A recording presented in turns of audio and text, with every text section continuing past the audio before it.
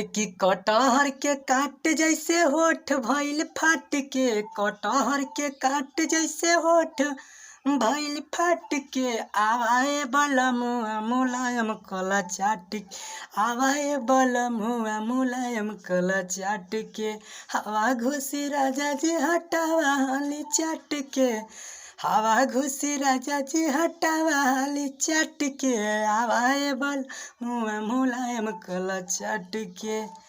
होला जब पसीना त मन गनगनाला, एक पल के दूरी ना सहलो सहाला।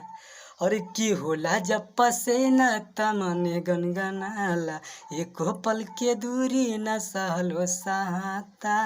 ऐनी ह घरवा से सोना गेहूँ काट के, आवाए बलमुआ मुलायम कला चाट के, आवाए बलमुआ मुलायम कला चाट के।